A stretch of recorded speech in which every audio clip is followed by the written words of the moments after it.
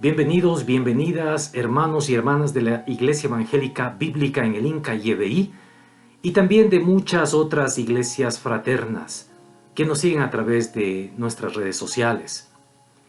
El Salmo 133:1 dice: Mirad cuán bueno y cuán delicioso es habitar los hermanos juntos en armonía.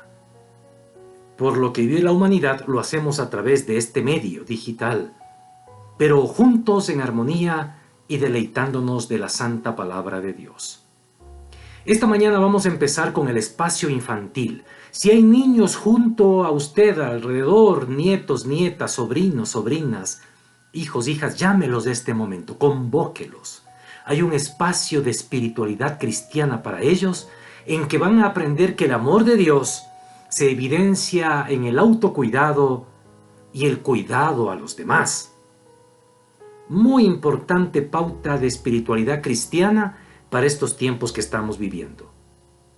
Después tendremos una hermosa alabanza que preparará nuestro corazón para la exposición bíblica a cargo del pastor Richard Aguilar, pastor invitado por nuestra iglesia este día domingo. Bienvenidos, bienvenidas a este culto dominical. Buenos días a todos. Bienvenidos a este espacio dedicado a los niños y niñas. Por favor, papitos, tráiganlos, porque queremos enseñarles un poquito más sobre el cuidado que debemos tener en este tiempo de coronavirus, pero teniendo en cuenta también la perspectiva cristiana. Hoy vamos a hablar del amor. ¿Pero qué tiene que ver el amor con todo esto? Pues es esencial, porque en la Biblia dice, ama a tu prójimo como a ti mismo. Lo podemos encontrar en Marcos 12:31, y eso también podemos aplicarlo en esta época. Precisamente nosotros podemos aplicar el amor que Dios quiere de nosotros, protegiéndonos y protegiendo así también a los demás. Para esto vamos a aprender 3 claves que nos van a resultar fantásticas. La primera es usar mascarilla. Todos, absolutamente todos en nuestra familia deben portar mascarilla cuando está en relación a personas que no son de nuestra familia directa. Tenemos que tomar en cuenta que la mascarilla debe cubrir nuestra nariz y nuestra boca. No nuestra barbilla, no nuestros ojos, no ir colgada en nuestra oreja, ni tampoco en nuestro cuello. Tiene que cubrir nuestra nariz y nuestra boca. Si utilizamos un visor, tenemos que también ponernos nuestra mascarilla, como lo ves en el dibujo. La segunda regla es distanciamiento social.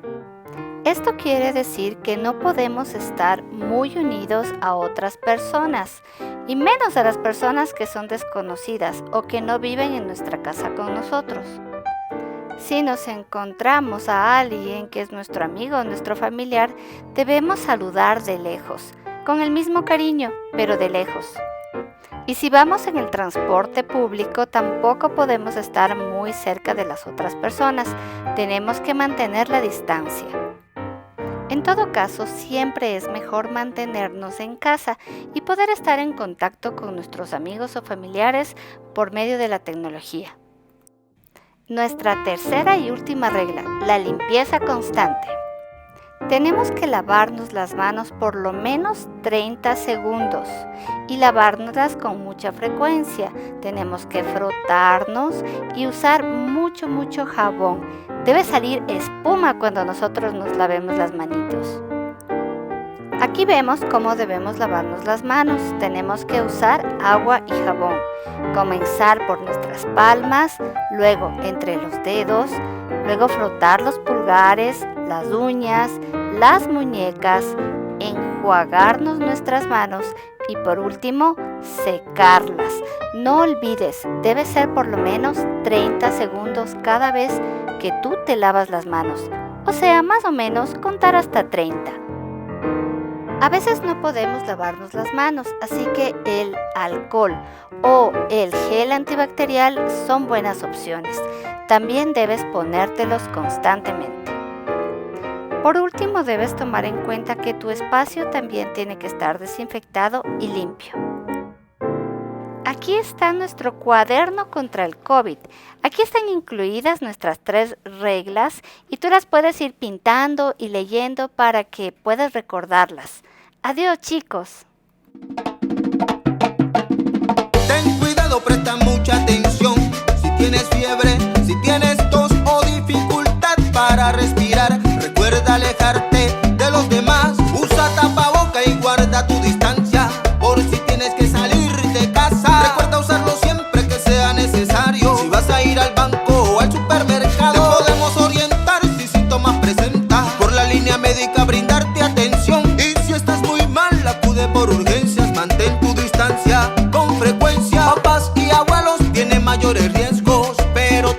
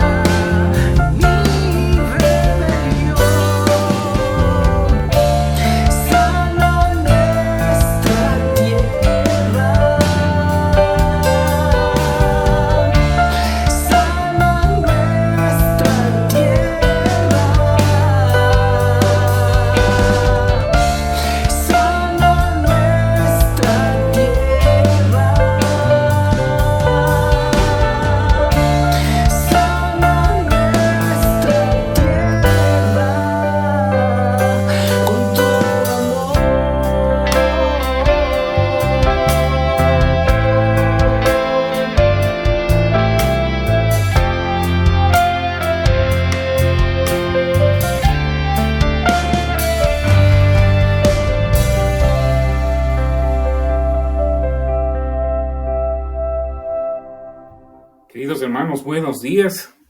Este día de adoración vengo por la gracia de Dios a sus hogares y agradezco muchísimo a los pastores de la IEBI que me invitaron para estar con ustedes y poder predicar la palabra de Dios hoy día.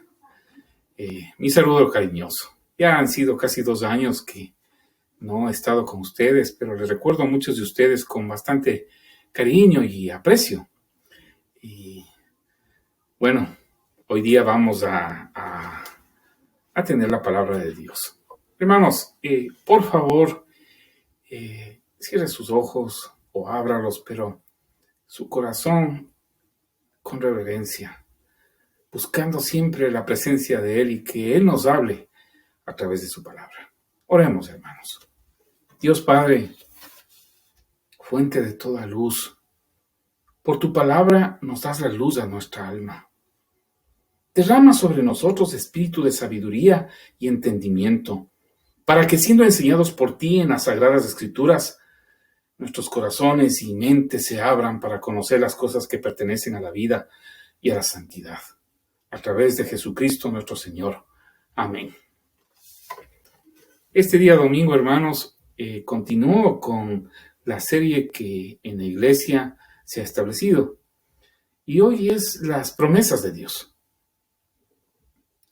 Y estas promesas al menos tienen 3 características que nosotros debemos poner atención.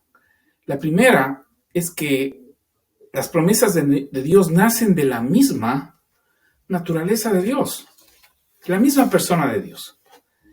¿De quién es Él? La segunda, las promesas están entretejidas en la revelación especial de Dios, en su palabra escrita. Y la última, las promesas de Dios se cumplen en Cristo Jesús. Y todas ellas son sí y amén. Estas son las 3 cosas que nosotros debemos entender acerca de las promesas de Dios. Veamos la primera consideración. Las promesas de Dios se manifiestan como es Dios. Manifiestan la persona de Dios. En el siglo XVII fue un siglo de bastante interacción y la Reforma produjo un acercamiento sincero a la palabra de Dios. De hecho, tenemos una de las solas de la Reforma que dicen sola Escritura, si solamente en la Escritura o solo por medio de la Escritura. Entonces los estudiosos de la Biblia fueron al texto de la palabra para encontrarse con muchas preguntas que tenían y descubrir en la palabra de Dios, desde la fuente de los originales, del hebreo y el griego, el fundamento de la fe cristiana. Y entre una de estas cosas, en el siglo XVII se dio las confesiones de fe. Las confesiones de fe de la Reforma, que ahora son parte de muchas iglesias evangélicas que están en el mundo, ¿no? Una de estas confesiones hace una pregunta fundamental. ¿Quién es Dios? ¿Quién es Dios? Y la definición que nos da es corta, pero es precisa. Dice, Dios es un espíritu, infinito, eterno, inmutable en su ser. Y luego describe su sabiduría, poder, santidad, bondad, justicia y verdad. Y claro, cuando nosotros hablamos de Dios, no hablamos de una persona como nosotros, criaturas hechos a la imagen de Dios. Pero Dios es espíritu, no es cuerpo. Es una persona espiritual. De ahí que nuestro acercamiento a Dios siempre es espiritual. Y la manera de adorar a Dios es espiritual. Porque radica en la misma naturaleza de lo que es Dios. Ahora miren ustedes cómo expresa esta manifestación, esta descripción. Dios es un espíritu infinito, eterno, inmutable. Claro, hay una descripción mayor de los actos del carácter mismo de Dios y de la persona de Dios. Pero concentrándonos en estos 3, que es la descripción de lo que es su ser, es cierto? Podemos darnos cuenta que las promesas de Dios que nacen de la persona de Dios se expresan en la misma dimensión, se manifiestan en la misma dimensión de lo que es su ser. Por lo tanto, las promesas de Dios son infinitas, eternas, inmutables. Déjenme explicar esto, hermanos, utilizando la palabra de Dios como una fuente de contacto para que nosotros pensemos y reflexionemos del Dios que nosotros tenemos. Cuando el Señor se comunica con Abraham, en el capítulo 17, después de que le da una promesa, ¿no?, de que los hijos de él, su descendencia, serán benditos y estarán en él. Miren lo que dice. Abraham tenía 99 años de edad cuando el Señor se le apareció y le dijo: yo soy el Dios Todopoderoso. Anda siempre delante de mí y sé perfecto. Este es el encuentro que tiene Dios con Abraham. Y después de prometerle, ¿no?, que su descendencia será bendita y será bendecida en él, le dice: sé perfecto. Condúcete bien. Pero manifiesta quién es él, Dios Todopoderoso. Claro. Posteriormente, luego de unos años, de unos siglos, el Señor se revela su santa presencia a Moisés en la zarza ardiente, allí en el Sinaí. Se le aparece Dios a Moisés y le dice: yo soy el que soy. Cuando le pregunta a Moisés: ¿y en qué nombre voy? ¿Cómo me comunico a tu pueblo? Dios le dice: yo soy el que soy. Y aquí el nombre de Dios, el que a veces nosotros utilizamos sin reverencia y utilizamos como si fuera un nombre cualquiera.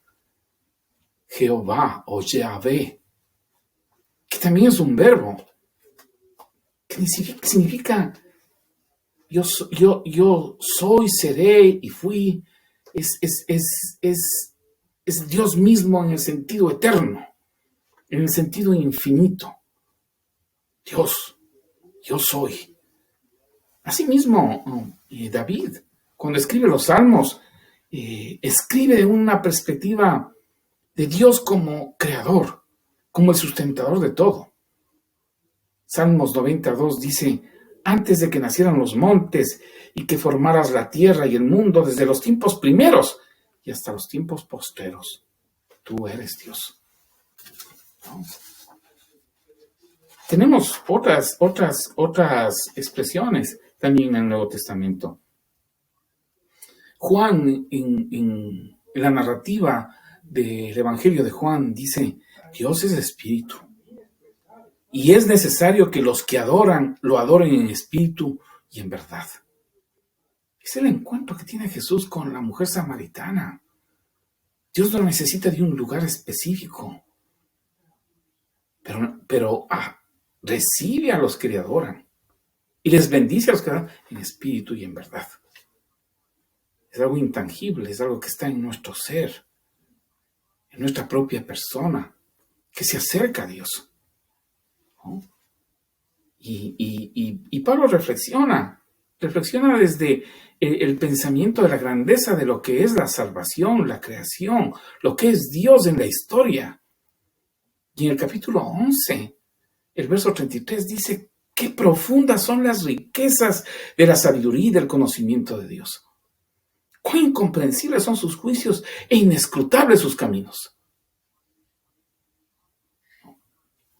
Santiago, que es el hermano del Señor Jesucristo, el que escribe esta carta.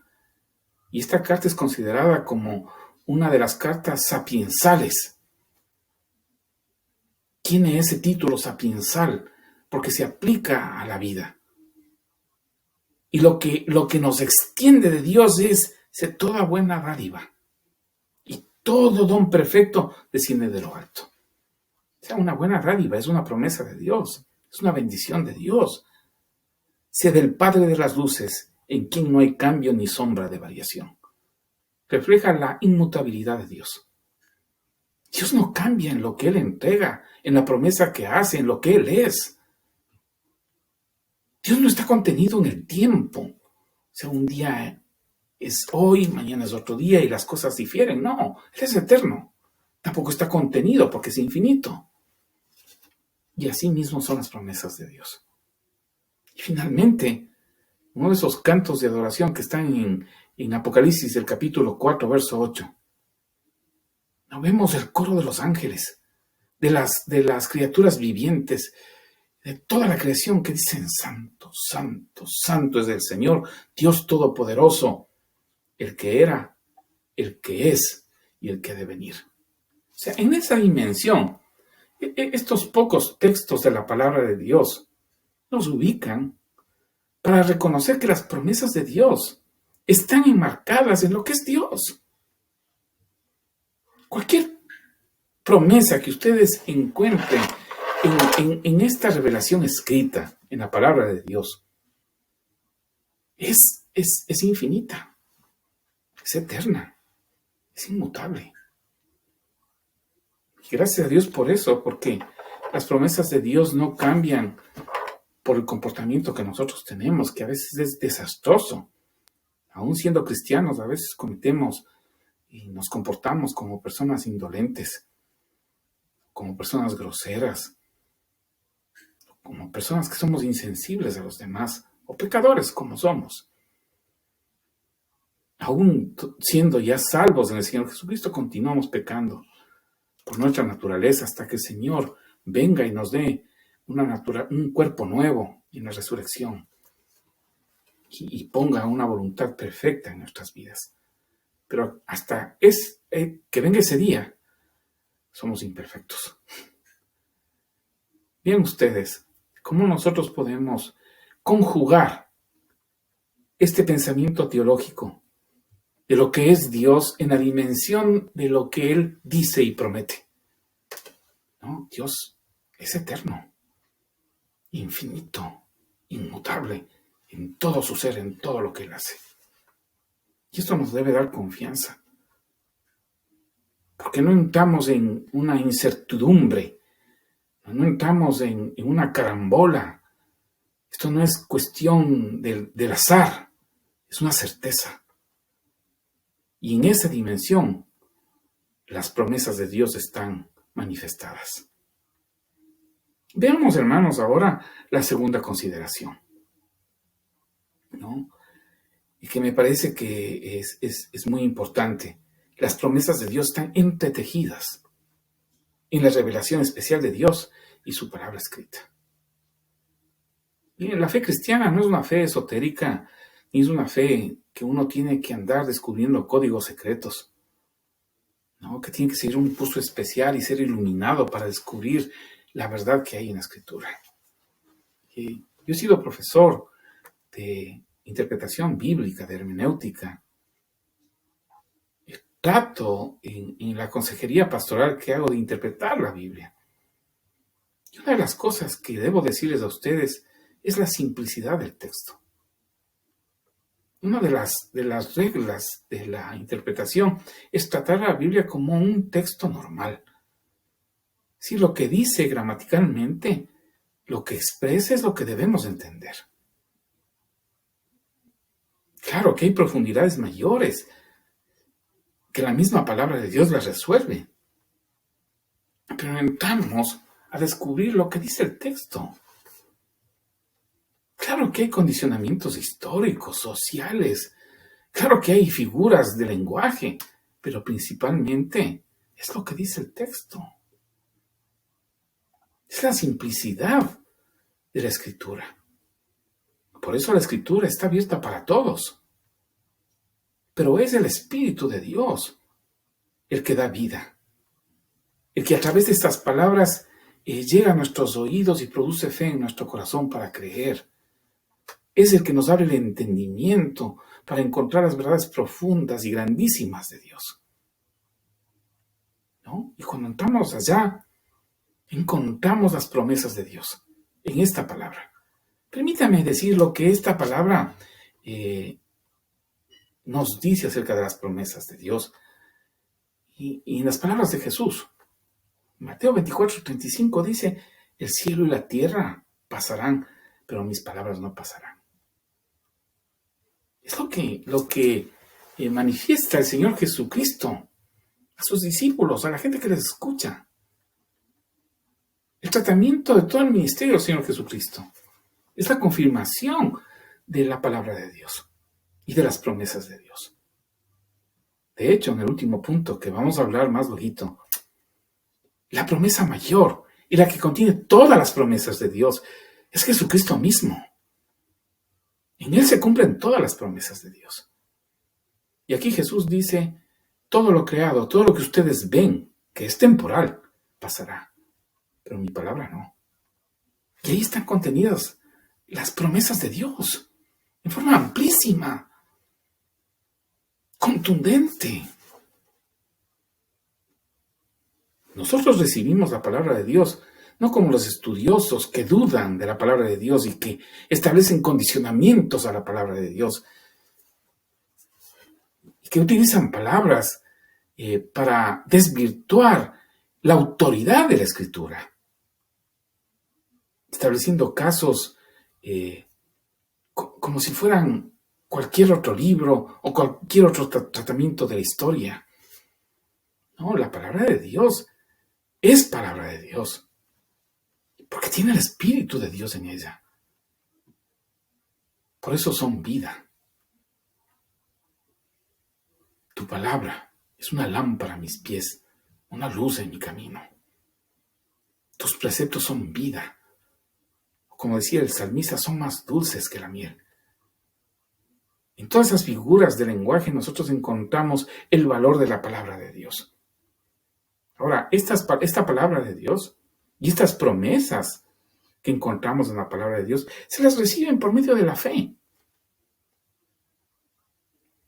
Es decir, por un entendimiento, un convencimiento que son verdaderas. Y Hebreos, en el capítulo 11, verso 6, lo dice claramente. O sea, el que se acerca sin fe es imposible a Dios, es agradar a Dios. Porque es necesario que el que se acerca a Dios crea que Él existe y que sabe recompensar a quienes lo buscan. Como les dije inicialmente, Dios es espíritu. Y hay que creer en una persona que no vemos, pero que es real. Exige fe. Esa creencia importante, esa dimensión que tenemos en nuestro entendimiento. Esa presuposición básica. Dios existe.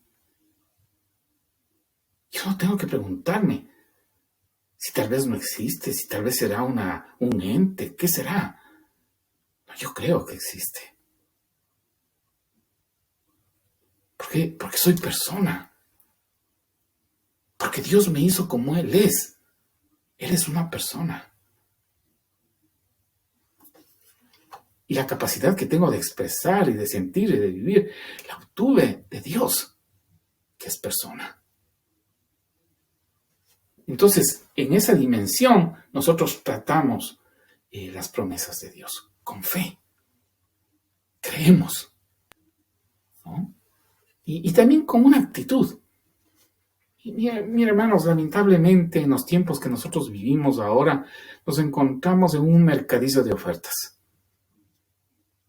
Es como esos programas de televisión donde se vendía de todo. Donde nos presentan un producto y este producto es tan maravilloso que si usted compra en este momento se le baja la mitad del precio. Y si llama en este momento se le da 2 en vez de 1. Un baratizo de ofertas, hermanos. Lamentablemente la fe cristiana se ha convertido en eso. Si tú das tanto, Dios te va a dar tanto más. No es así, no es una transacción. Debe tener una actitud, uno, delante de Dios, una actitud limpia, no solo con fe, sino con la reverencia que tiene la palabra de Dios. Y aquí me quiero referir al profeta Isaías en su último capítulo 66, los versos 1 y 2. cómo Él se relaciona con el pueblo, lo que explica el pueblo. Está hablando acerca del templo, está hablando acerca de la adoración y de la recepción de sus palabras. Permítame leer lo que dice Isaías 66, los versos 1 y 2. Así ha dicho el Señor: el cielo es mi trono, y la tierra es el estrado de mis pies. ¿Qué clase de casa podrían edificarme? ¿Qué lugar pueden ofrecerme para mi reposo? Yo hice todo eso con mis propias manos, y fue así como llegaron a existir.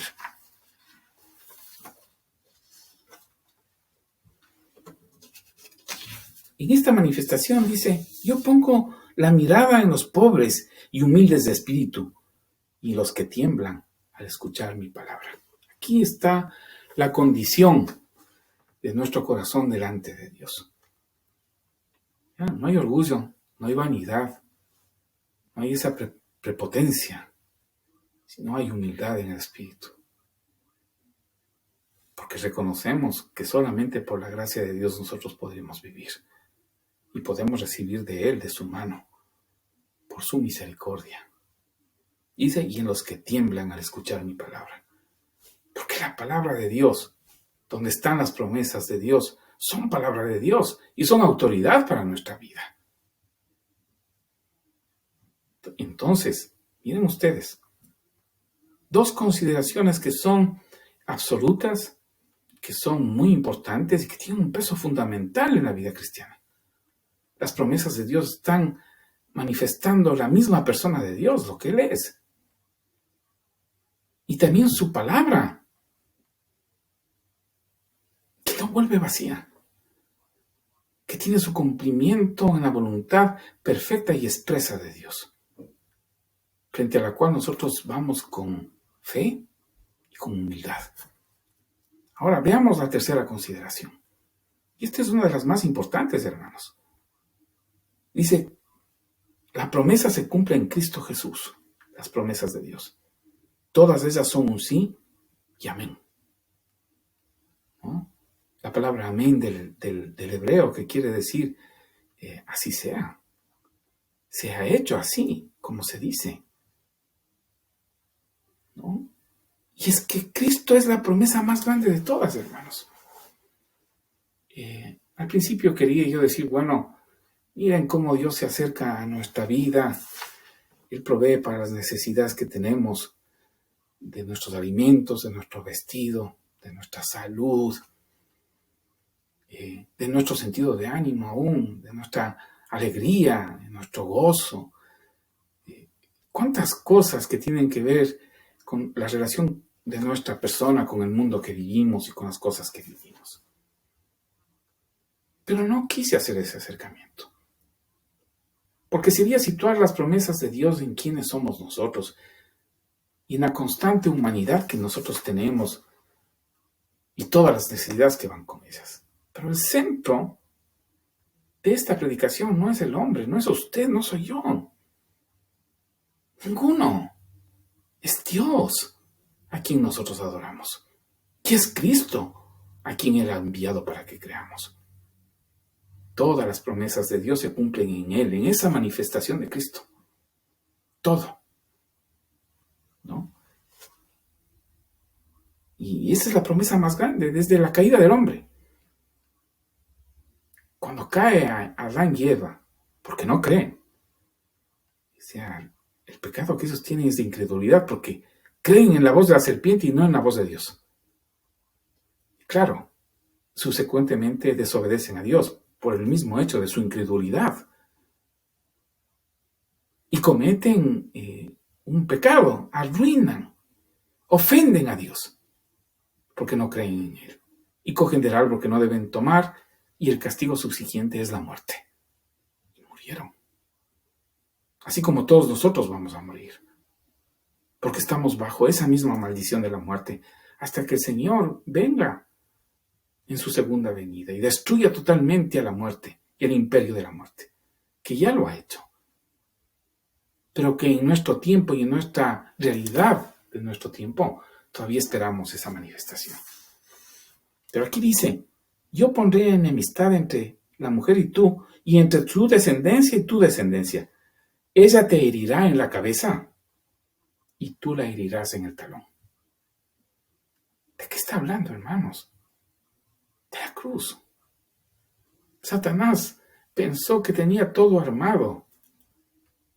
Instigó, bajo la soberanía de Dios, claro está, a la gente de ese tiempo, a los magistrados de ese tiempo, a los romanos, a los sacerdotes, para que crucifiquen al Señor Jesucristo.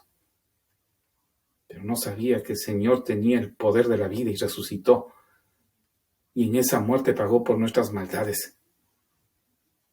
Pero aquí ya en Génesis hay esta manifestación.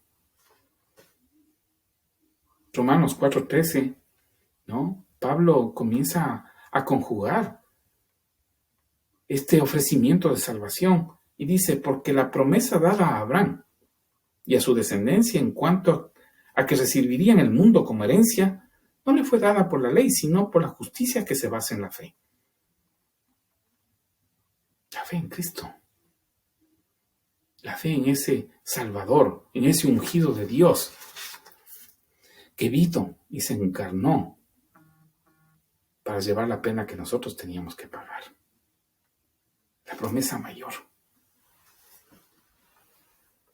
¿No? El contenido de esta promesa es la salvación del Mesías, del ungido de Dios, ¿no? Como herencia, como vida, espíritu, rectitud y filiación, porque pertenecemos a la familia de Dios. Pues Cristo asumió la maldición de la ley y nos dio su espíritu como depósito, como garantía de nuestra salvación. Hermano, puede pasar muchas cosas en nuestra vida, pero nadie nos puede quitar el amor de Dios ni la salvación que tenemos de Dios. Nadie. Porque en Cristo tenemos todo. Cristo es todo. Cristo es todo. Como la oración de San Patrick, el irlandés. Cristo es el todo del todo. Él está frente a nosotros, al lado nuestro, arriba nuestro, debajo nuestro, alrededor nuestro. Cristo siempre es el todo. Y así nosotros debemos abrazar la vida. Ya les decía anteriormente que nuestra vida es una sucesión de momentos. Y cada momento lo vivimos en esa dimensión, en esa promesa de Dios, de que Él nos redimió de la muerte, de que somos su familia. Y cada momento acudimos con fe, creyendo en el Señor Jesucristo. Y vencemos por fe. Ahora, claro que es imposible tener toda la vida que Dios nos ha dado temporalmente para ser fieles a Él, pero momento a momento sí podemos. Podemos decir no al pecado. Podemos abrazar la vida. Podemos ser obedientes y momento a momento en Cristo. Ahora, miren ustedes, hermanos. Efesios 1, 13, 14 dice, también ustedes, luego de haber oído la palabra de verdad, que es el Evangelio, que los lleva a la salvación, y luego de haber creído en Él, es decir, en Cristo, fueron sellados con el Espíritu Santo y la promesa, que es la garantía de nuestra herencia hasta la redención de la posesión adquirida para la alabanza de su gloria. Es decir, que cuando nosotros nos presentemos delante de Dios y del juicio de Dios, no, el juicio de Dios pasa por alto por nosotros porque hubo quien pagó por eso. Cuando Dios nos ve, no ve nuestras miserias, sino ve la justicia impecable de su Hijo Jesucristo. Y con ella somos aceptos. Y por la misma presencia del Espíritu Santo que Él nos ha dado, el Señor nos deja entrar en su gloria. Este mundo se va a acabar, hermanos. Pero esta promesa grande en Cristo nadie nos puede quitar. Y es algo que galvaniza nuestra experiencia de fe y de vida en momentos difíciles. Si puedo morir en mi cuerpo, puedo enfermarme, no estoy exento de esas cosas. Puedo sufrir, puedo llorar, Puedo tener desilusiones, pero nadie me va a quitar la salvación tan grande que Él me ha dado y que es eterna, ni su santa presencia. Nunca, jamás.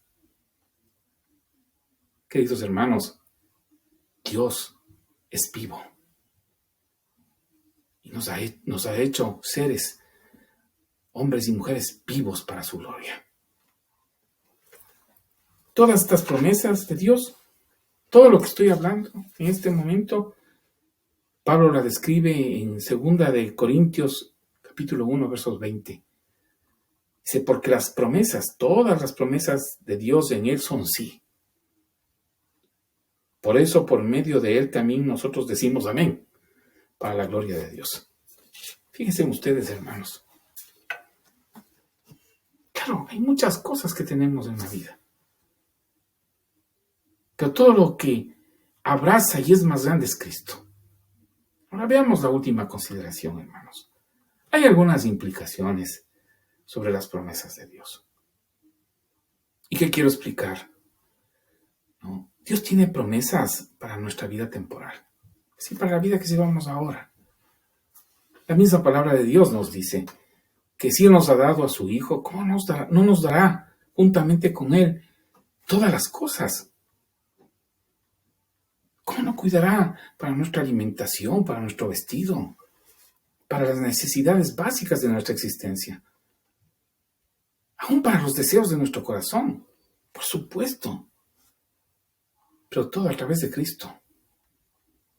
Todo a través de Él, porque Él es la promesa mayor. Claro, la palabra de Dios nos dice que no habrá justo que mendigue pan, ni hijo de justo que mendigue pan. Claro, nosotros creemos en eso. Que Él va a ser nuestra provisión en tiempos de necesidad, por supuesto. Aún en estos tiempos de pandemia, creemos en eso. Pero Cristo es la promesa mayor. Pedro lo entendió de esa manera. Y nos dice en 1 Pedro 5:7, descarguen en Él todas sus angustias porque Él tiene cuidado de ustedes. Todas las angustias son las ansiedades, las preocupaciones, las desilusiones. Todo eso le pongo delante de Dios, en sus manos poderosas, porque tiene cuidado de mí. Hay una relación personal con Dios. Dios no se ha escondido. Dios está vivo y activo y nos escucha. Presento delante de Él todo lo que yo tengo, aún mis lágrimas y mi debilidad, para que Él fortalezca mi vida. Él tiene cuidado de mí. Asimismo, hermanos, debo decirles que hay momentos en que sí, vamos a sufrir. Vamos a tener situaciones difíciles de enfrentar. No estamos exentos de ellas. Y Pablo lo comprendió muy bien. Por eso, en Romanos capítulo 14, verso 8, dice, pues si vivimos, para el Señor vivimos. Y si morimos, para el Señor morimos. Sea que vivamos o sea que muramos, somos del Señor. Esa relación personal con Dios. Que tenemos sus promesas, sí, pero no excluye ninguna dificultad que podamos enfrentar en este mundo. Somos de Él. Y Dios tiene promesas para nuestra vida. Claro. Déjenme contarles una historia de un amigo mío que ha pasado ya 20 años de una lucha tremenda y difícil en su salud. Un cáncer linfático. Y lucha y sale de ese cáncer linfático, vive unos 2 meses de remisión, ya con alegría, y el cáncer le brota nuevamente al otro lado, en los ganglios linfáticos. Y nuevamente la lucha. Y luego un tratamiento de células madres doloroso. Y tiene que enfrentar en eso. Y en medio de esa situación viene el COVID. Y adquiere el COVID en el hospital, con una situación de debilidad extrema. Y gracias a Dios sale adelante. Pero se le complican sus pulmones. desarrolla una pulmonía, una neumonía, que tienen que tratarle. Hace unas 2 semanas recién sale, después de esos 20 meses del hospital. Ahora, en esos 20 meses, ¿sabe qué pasó? Cuando él tenía tiempo mandaba mensajes por su celular y yo era uno de esos receptores. Cada semana nos indicaba el procedimiento que tenía y qué pasaba. Nunca le vi quejarse. Pero algo que caracterizó esos mensajes es: el Señor es mi jardinero. Me está podando. Me está podando las ramas secas de mi existencia. Por medio de este sufrimiento yo he encontrado la verdad. He encontrado a Dios. Si adoremos a Dios, porque Él quiere hacer de nuestras vidas como la persona de Cristo mismo. Y nos pule y nos poda para que lleguemos a su presencia de una manera pura y verdadera. 20 meses de dificultad de este hombre testificando acerca de Dios, regocijándose en su esperanza a pesar del sufrimiento. Dios mío, qué ejemplo fue para mi vida, porque me ayudó a reconocer que a veces uno se queja por tonterías y viendo a otros que viven a la sombra de la muerte en sufrimiento constante y sin embargo tienen un corazón para Dios, y eso solo puede venir de Dios. Y es por eso que la palabra de Dios dice: porque por causa de Cristo, ustedes no se les ha concedido solamente que crean en Él, sino que también padezcan por Él. Así que una de las promesas de Dios que usted no puede evitar es ser probado en su fe y sufrir para ser pulido, para que su vida sea perfecta delante de Dios, porque Dios utiliza esa herramienta. Y las promesas de Dios, hermanos, para nuestras vidas, están todas sujetas al tiempo de Dios y a la voluntad de Dios. Como Él quiere hacerlos, cuando Él quiere hacerlo, donde Él quiere hacerlo. A veces nosotros decimos: Señor, yo creo en esta promesa. Comenzamos con esas actuaciones, y yo declaro, y yo conjuro, y yo digo. No tenemos ningún poder para eso, hermanos. Es cuando Dios quiere. Las promesas de Dios tienen un propósito de revelar su santa voluntad y de glorificarle a Él. Por eso Jesucristo dijo: Padre, si quieres, haz que pase esta copa de mí, pero que no se haga mi voluntad, sino la tuya. Y ese es el ejemplo supremo que nosotros debemos seguir. Hermanos, para cerrar, repasemos en primera instancia. Las promesas de Dios manifiestan la misma persona de Dios, un ser infinito, eterno, inmutable. Las promesas de Dios están entretejidas en la palabra de Dios, y la palabra de Dios es verdadera, no cambia. Es su voluntad expresa, y las promesas de Dios son un sí y un amén en Cristo Jesús. Por lo tanto, nosotros esperamos en Él y aún abrigamos el sufrimiento para la gloria de Él. Dicho esto, hermanos, permítanme terminar con la bendición que está en Números, el capítulo 6, los versos 24 al 26. Que el Señor te bendiga y te cuide. Que el Señor haga resplandecer su rostro sobre ti y tenga de ti misericordia. Que el Señor alce su rostro sobre ti y ponga en ti paz. Amén.